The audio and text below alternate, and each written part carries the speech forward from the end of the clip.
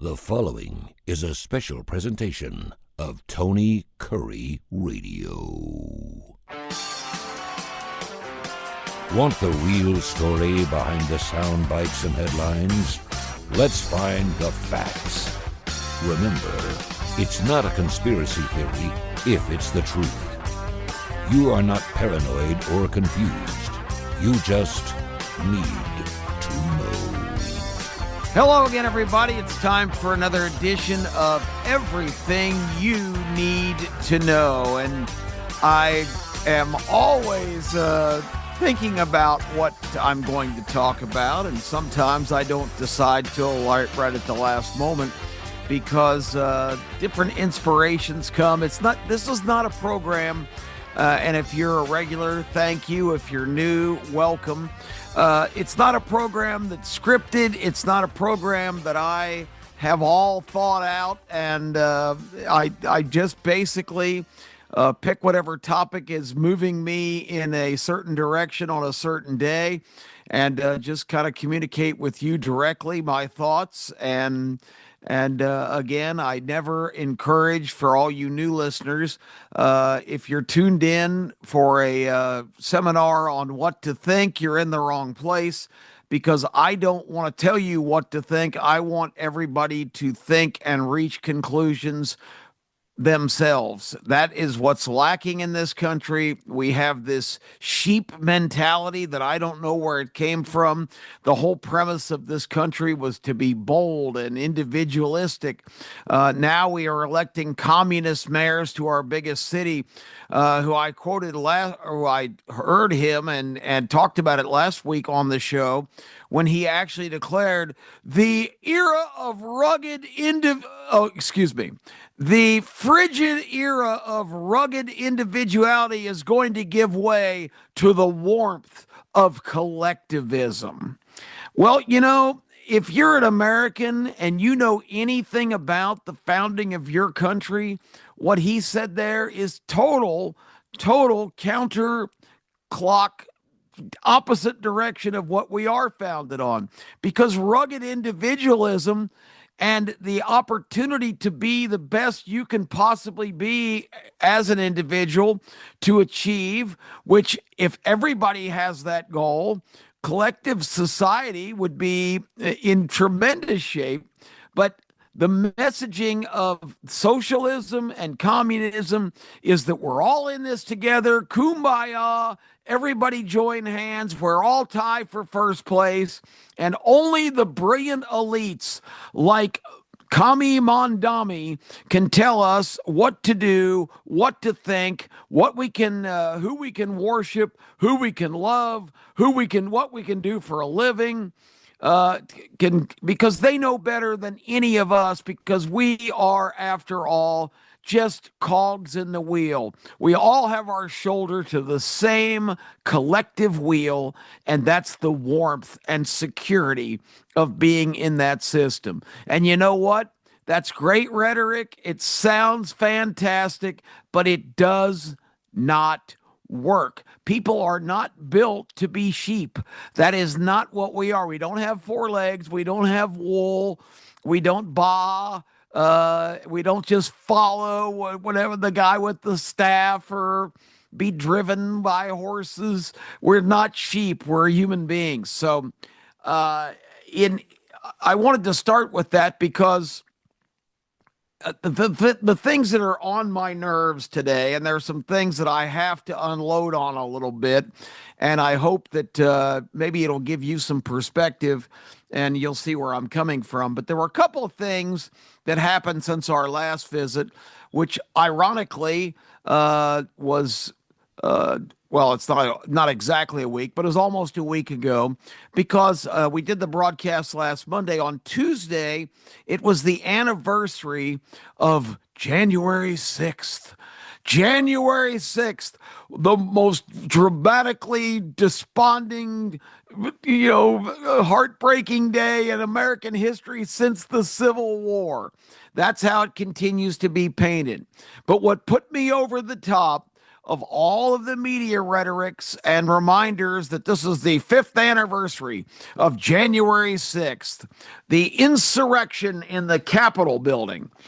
The candlelight vigil held at dusk on the Capitol steps to remember that day, with Chuck Schumer and Hakeem Jeffries and other far radical left-wing idiots getting up and completely misrepresenting what happened on that day and continuing to try and make it a big freaking deal. And let's talk about it, and let's put the facts out into the sunlight after hearing the rhetoric and the absolute BS from these people standing on the steps holding candles. I was kind of hoping one of them would get a bad grip or some wax would drip on them or something unpleasant. But the bottom line is the whole thing, a candlelight visual for January 6th. Well, let's recall what happened on January 6th. You had, after a 2020 election that had all kinds of, and this is not a strong enough word, questionable occurrences, like the fact that on election night around midnight, just absolutely coincidentally, equipment problems or staffing problems or COVID concerns where people had been exposed to each other too long.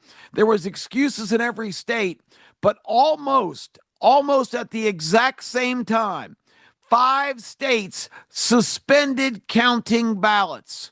5 states, 5 major states, 5 swing states, all at the same time. What a coincidence.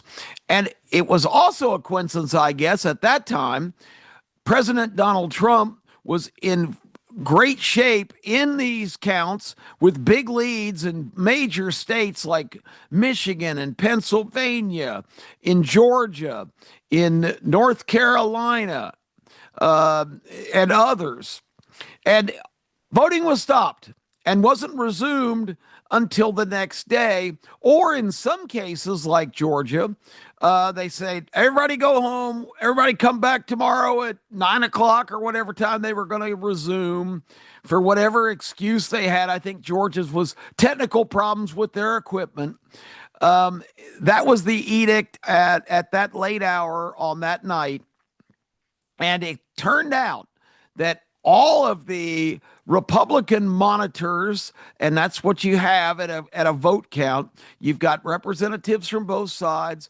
All the gullible Republican monitors went home, and counting resumed a couple hours later in the middle of the night with just Democrat observers. And lo and behold, the vote started to change. It is a miracle at all of these places. And also by the next day, countless absentee and early drop-off ballots started to show up in droves. How about that? There was an affidavit from a young man, not politically motivated. He was a young truck driver out of New York City, and he was dispatched, got a notice that he was needed at like 2 o'clock in the morning. He went down to wherever he worked. His truck was fully loaded with pallets. He drove it to the address in Philadelphia that he was asked to deliver them to. He arrived about 4:30 or 5 o'clock in the morning, backed up his truck, observed the people taking all these pallets off the back of his truck, pallets that had cardboard boxes neatly packed that had been put in there from some kind of what he described as some kind of documents. These clearly wound up being, with all the circumstantial evidence, they were freshly printed ballots of absentee votes for Pennsylvania, not for New York. They were printed in Pennsylvania, and this guy trucked them down there in the middle of the night. This is a signed affidavit. This is not some third-hand explanation. And this kid, I can't say kid because everybody's a kid to me these days, but he was in his mid-20s. This guy said, and he was, again, not a politically motivated person, just was subpoenaed because The record stated that he made a midnight run to from New York to Philadelphia. Anyway, the next day, when counting resumed, everything flipped. All this support was pouring in just out of the blue for Joe Biden. And next thing you know, Joe Biden is proclaimed the winner about a week later with a record amount of votes cast for him in a COVID year. So, there was that and 5,000 other circumstantial and very coincidental things that happened in that election. But the fact of the matter is, they had a circumstance with this pandemic and all the panic, and most of it now has been exposed as a complete fraud. All of the provisions about masks and staying 6 feet away and all the BS that we endured, all the stupid things you still see on some floors, the little stickers that tell you that you got to stand here and don't get any closer to anybody else. All of that was made up. None of that was beneficial. It was absolutely just a huge scam. And it was induced and started and even propagated by the Chinese, who were certainly in their best interest not to have Donald Trump reelected. Anyway, that's not what this show's about. The show is about the people on January 6th who went to the Capitol to a rally on the Capitol Mall. Donald Trump appeared that morning about 10 a.m., made a 22-minute speech. And in that speech, told these people that were there to express their outrage at all of the inconsistencies of the election, that, America was worth fighting for. And, later on, that was in the first 2 minutes of his speech, talking about fighting and resisting the takeover our country. And at the 21-minute mark, in basically his final comments, he said, and I encourage you to go to the Capitol. But the rest of this is where it really gets interesting. Go to the Capitol and show your support for the lawmakers that you've elected that will be brave enough to stand up today and call attention to all of this. I can't remember the word he used, but basically he was saying, go there and support your lawmakers. But the media got very creative here. And then it was interesting how they dubbed the speech to the part in the beginning where saying we can't just sit back on our hands and idly accept this kind of thing. We've got to. And then all of a sudden it was to the part where he was going, go to the Capitol and fight for your country and, let them hear your voices. I mean, it was rhetoric from two different parts of the speech, and they were dubbed together, and there's no contention on this because already with lawsuits that have been filed, courts have awarded millions of dollars in damages in Trump's favor.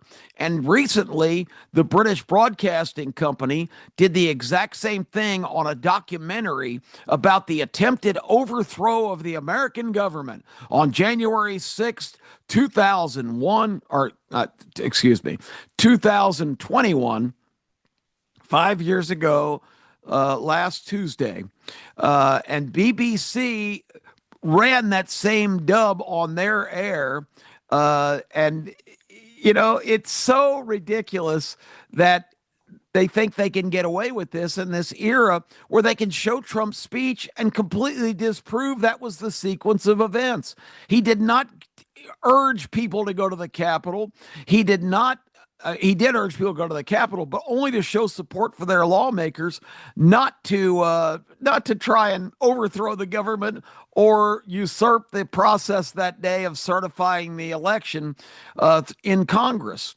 So with all that being said, the whole January 6th somber candlelight vigil is so preposterous and so ridiculous.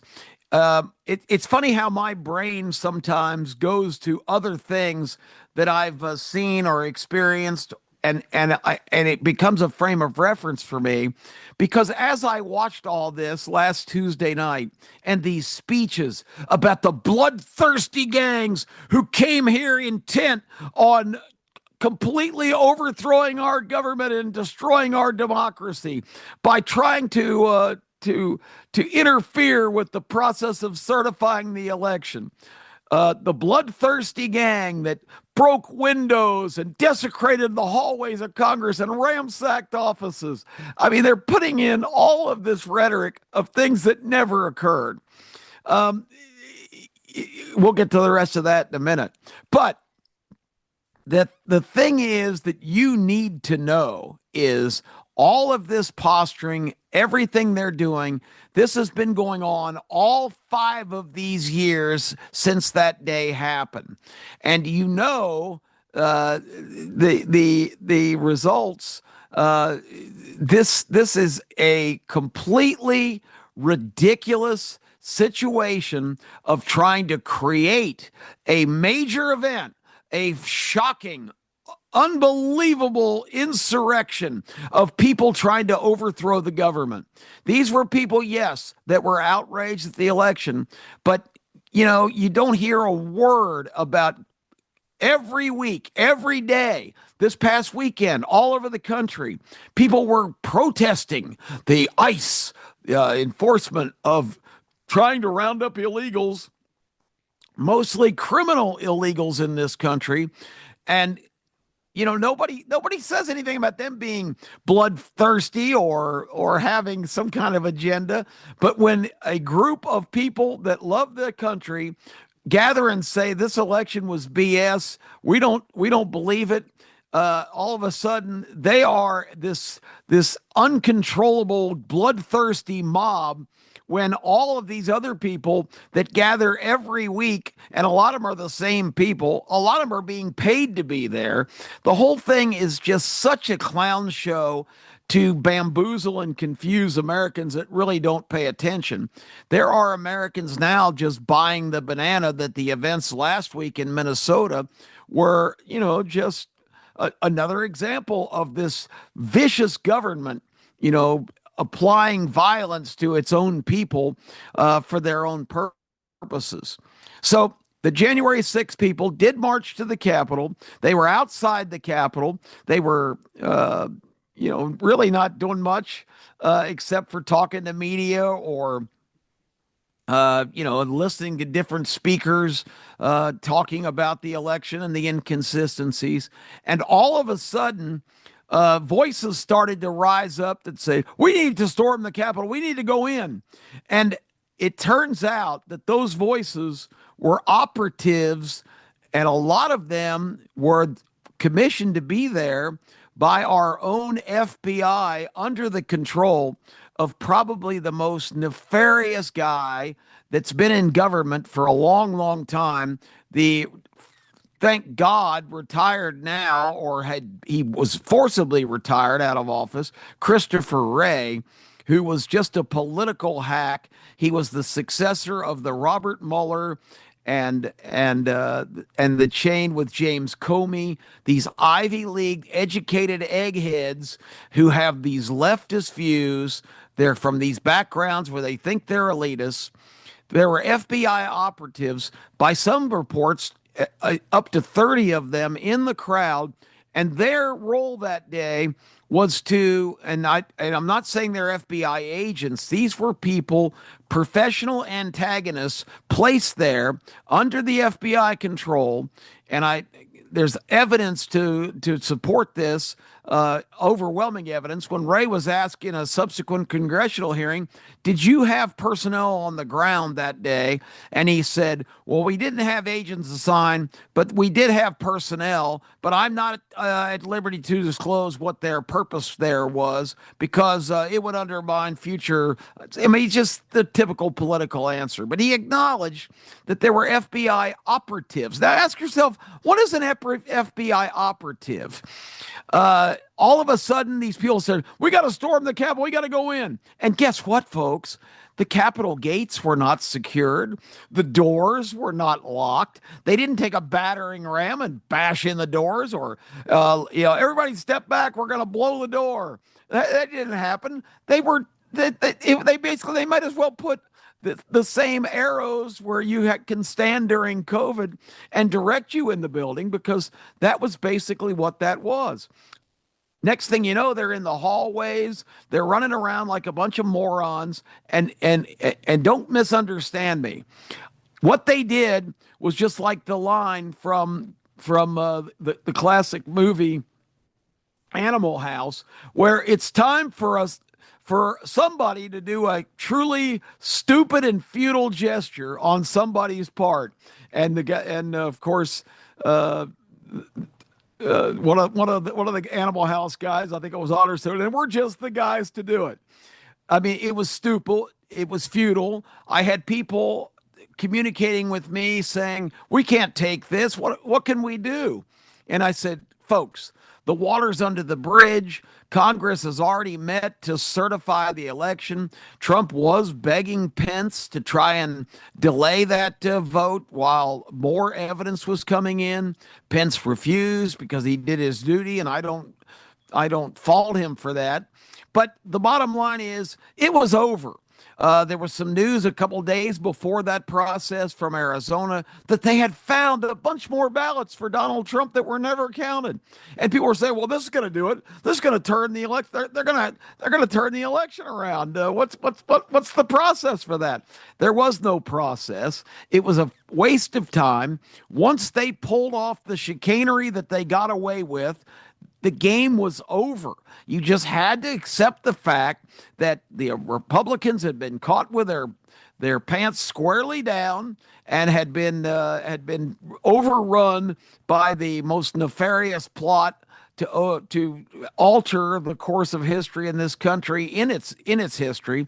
But by that day in January 6th, the game was over. Biden was going to be president.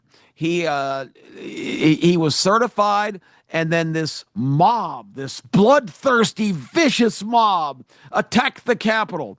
And the candlelight vigil was designed the other night to remember the brave, heroic Capitol Police who fought off these terrible people who were attacking them with all kinds of weapons. My favorite was with the flagpoles with Confederate flags. I've looked at a lot of footage of January 6th. I don't see people running around with Confederate flags on poles. These people's main weapon when they came in the Capitol building to overthrow the government was their cell phones. And yeah, there's been some phones that are pretty lethal, but that's only the ones the Israelis put explosives in to take out the Hezbollah guys. The cell phones that day were like mine and yours.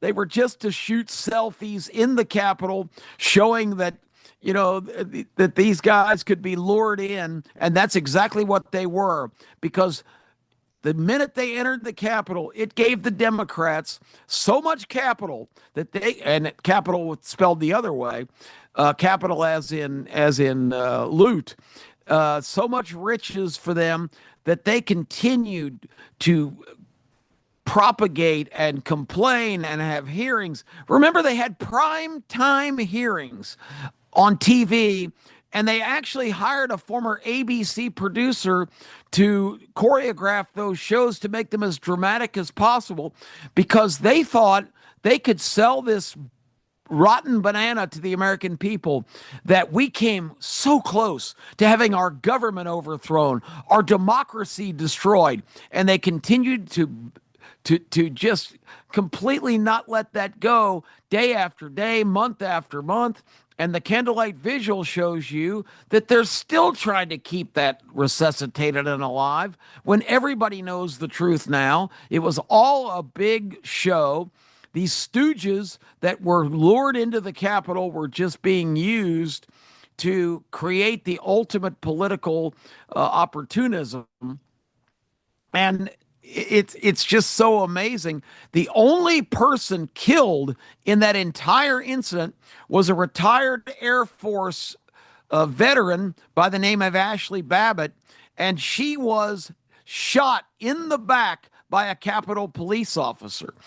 There was one Capitol police officer who suffered a heart attack during all the excitement and was rushed to the hospital and passed away, unfortunately, a few days later. But That's the two casualties, and one of them was a direct person shot in that situation. But you didn't hear, and I'll tie these correlations together in a moment. You didn't hear about her being just shot with, she's unarmed, shot in the back by a cop, heroically defending. And this is the line that really got me in the candlelight visual. Hakeem Jeffries saying, and if it wasn't for the brilliant and brave and heroic efforts of the Capitol Police that night, many of us standing here talking about these congressional people outside on the steps, many of us would not be alive today. Yeah, I guess they could have been beaten to death with the cell phones of this vicious mob who was trying to overthrow the government. These people didn't come to Washington intending to hurt anyone. They didn't come there armed and dangerous. That was not the intention, and that's the picture that's continued to be painted today. So the thing that I thought of, and I went to a long explanation to get to this, I thought of the scene in the classic American movie Gone with the Wind. And in Gone with the Wind, there's just an epic scene, amazing for its time, technologically how they pulled it off. Scarlett O'Hara had the heroine in the Gone with the Wind movie, of course, had gone from her South Georgia plantation to Atlanta to visit relatives at a very inopportune time, right about the point when the Union Army was surrounding Atlanta and getting ready to invade the city. And in that scene, if you recall, everybody was escaping Atlanta, had been told to evacuate, but unfortunately, Scarlett's cousin, Melanie, 2 months premature, had gone into labor. So Scarlett and her slave, I forgot her, Prissy, had to stay behind to help Melanie with her baby, have her deliver her baby. And Prissy all the whole time kept telling Scarlett, I know all about this. I know how to do it. And so Scarlett kind of depended on that because Prissy was like a teenager in the classic scene where Scarlett goes, what do we do now? And she's, I don't know nothing about birthing babies. A classic Hollywood scene that's still famous to this day. And so anyway, after all of that, they deliver the baby just in time, and Rhett Butler, played by Clark Gable, of course, Vivian Lee playing Scarlett O'Hara. Clark Gable has managed to secure a wagon because he knows Scarlett's in Washington and in big trouble, and he goes and becomes the heroic guy to rescue all three of them just in the nick of time before the Yankees invade Atlanta. They ride through bombs and a bunch of men retreating, soldiers trying to steal their wagon and their horse, and Rhett Butler gets them out of harm's way. The horse runs like 5 or 6 hours. It's they finally reach a point outside the city, and Rhett Butler jumps off the wagon and says, okay, you're going to take it the rest of the way. She goes, where are you going? Well, I have been profiting off this war instead of supporting the cause. I'm going to go join the remnants of what's left of the Confederate Army and at least do my part at the end of this conflict and stand, with my brothers at arms. And he deserts her. He just leaves her out in the middle of the country. And the classic scene that came to mind for me after all that setup was when she finally has resigned to the fact that she, this Southern lady, royalty, who's never had to lift a finger in her life to do anything. She gets in the wagon and immediately takes the whip and hits the horse, who just kind of staggers a little bit and drops dead. The horse is so exhausted from what he'd already been through that Scarlett hits it with the whip and it falls over dead. And right away, that scene made me think of the Democrats and these completely lunatics that are in Congress now, Chuck Schumer and Hakeem Jeffries, and these people that think we're all so stupid that we're still buying this narrative. And I know there's still people who do, but we'll get to that in a second. But they're standing up talking about all this stuff. All I could think was, this is the ultimate beating of what's now a dead horse. They keep beating it and beating it and beating it and thinking it's going to revive and still be able to advance their progress.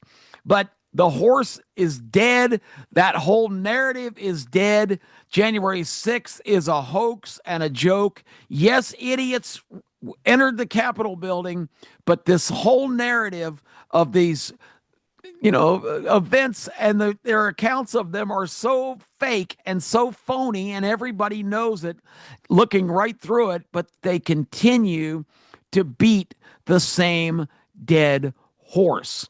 So I was compelled to put that on my X account, and immediately I got a response from a guy that said, "You people are all alike, you cult members. Every one of you should be in jail for what happened on January 6th. The people that you follow, those kind of things. The people that you follow are evil and un-American, and they're trying to destroy our democracy." This is a guy, obviously, who has drank the Kool-Aid and consumed it, probably spiked with barrels of some kind of spirits, because it was the most insulting thing. You can call me any name you want. You can classify me any way you want, but don't call me a cult member ever again. Don't. And the dirtiest word he used was follower. I am not a follower. I do not follow anybody's opinions. I don't follow or adhere to anybody's beliefs. I have my own thoughts, I have my own beliefs, and I form my own opinion. So to be called a cult member and a follower was so insulting to me, on top of everything else that I know about this story. It is just ridiculous. We had the incident in Minnesota last week where ICE shot a lady by the name of Renee Good, and immediately we're right back. We've got a new horse now. We had George Floyd, we had January 6th, but now we have a new horse. And believe me, I don't take any joy or in anybody's death. I feel horrible. Renee Good has a young daughter, and now she's not alive anymore. It's a terrible thing that happened. But casting her as a Minnesota mother who was murdered by ICE agents is absolutely irresponsible and ridiculous. This woman was a trained resistor, I assume a paid resistor, who was blocking with her car and laying on the horn and physically hit the accelerator and hit this agent, knocking him to the ground. He got up, and as she backed up, he had no idea if she was going to try and do it again. He used his weapon and shot her, and it should not have come to that. It's a horrible situation that took place, but this was not some innocent. This was a person that was a trained resistor. That's what she's been referred to as, and not just an innocent mother. She was arrested and indicted as recently as October of last year for public disturbance and endangerment of a minor. So when she was doing this kind of stuff, blocking traffic, ramming into cars, doing the things, anything she could do to resist the efforts of federal agents, law enforcement agents. She obviously had her child in the car. I haven't been able to figure out why she would be charged with child endangerment. But this was one of 7 things on a rap sheet over the last 2 years that the Minnesota authorities had arrested her for. So this is not some innocent mother out for an afternoon drive with cookies baking in the oven. This was a trained agitator resistor, and that doesn't justify her death. Absolutely not. But just like the bloodthirsty mob in the Capitol, when Ashley Babbitt was shot in the back, nobody called her a veteran. Nobody referred to her as a woman in the Capitol. She was immediately dubbed some kind of, once again, bloodthirsty mob member. And the correlation between the two tells you everything you need to know about how things have spiraled out of control in this country. The problem is you've got a situation in Minnesota where the state is so leftist and so whack right now. It's a sanctuary for all of this kind of activity. You've got the Somali now up to $18 billion, $18 billion stolen from taxpayers, stolen from you and me, because a lot of that's federal funds that get pumped into all those programs that have turned out to be totally bogus. And it's really insulting that some people estimate that even half of that money was transmitted to Somalia to support the most vicious terrorist gang of just about of them all, of the Muslim extremist radical groups. So your tax dollars, my tax dollars, are going to support a truly bloodthirsty gang who would like to reward me and you by cutting our throats. The hypocrisy and the absurdity of the situation is more than I can bear. And the fact that so many Americans are so uneducated and so naive and so, I'm just going to call it stupid, that they get into these giant organized rallies for some of the most despicable people in the country and in the world, and they yell and scream and chant and sing and all these things, and it's fashionable. It's like, I'm going to go out there to the protest today and be a part of it. I know absolutely nothing, but this is really a cool thing to do, to be anti my country, when being anti-American and being demonizing ICE, law enforcement officers just doing their job, what they're sworn to do, demonizing them but not the criminal. I'll give you one more example, got to wrap it up. But there was a recent chase in the streets of Minneapolis with ICE agents pursuing a guy they were trying to arrest, who had all kinds of outstanding warrants for some hideous crimes: child sexual abuse, theft, armed robbery, assault. I mean, this guy was an illegal alien, and he's running from the police. And in his haste, he drives onto the campus of an elementary school, pursued by ICE, apparently jumps out of his car, tries to run into the school building. You've got a press conference last week of educators in Minnesota outraged that this was going on their campus, and they are calling for ICE to leave Minnesota because they are creating an unsafe environment for Minnesota residents, and now for school children who are now too terrified to come to school because they're worried that they're going to be harmed by ICE, by law enforcement officials. Now, there was not a word about the guy who led them to that campus, the guy who was running from the law, the guy who had actually charges of child sexual molestation. He's not endangering the community. It's the ICE agents trying to arrest him. It just goes to show you how warped and upside down everything is right now with these leftist morons who just can't see the right before their eyes the situation. It's ICE that's the danger. It's ICE that's causing the distress. It's not the illegal child molester, already a criminal for being in this country without documentation or authorization, but also has a rap sheet a mile long. He's not the problem. It's the guys trying to arrest him. Marinate on that for a little while and see what your conclusions are.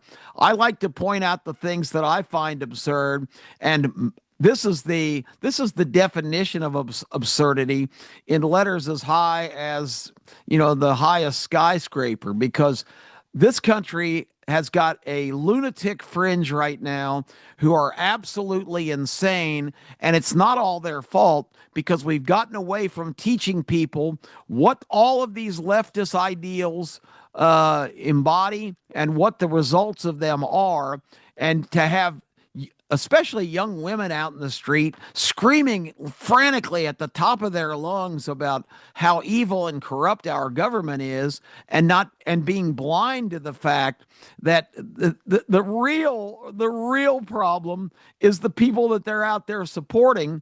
You would rather support a criminal illegal, than law enforcement sworn to protect and serve their fellow citizens. I think we've got the wrong cast of characters. All of a sudden, think of the greatest heroes in our history. All of a sudden, James Bond saving the world is the problem. He's not the solution, and the evil villain that he always takes down is who we're rallying around. So that's what I have on my mind today. I had some more, but I've ranted and raved too long on that subject. But I just find it completely baffling that we are living in these times where there is such ignorance and such misguided allegiance to all upside down ways. January 6th was not an attempt to overthrow the government. It was a bunch of fools coerced into cooperating with one of the biggest entrapments of all time. I'm Kip Kiefer. That's what I want you to know this week. We'll be back on TKR next week. Same bat time, same bat channel.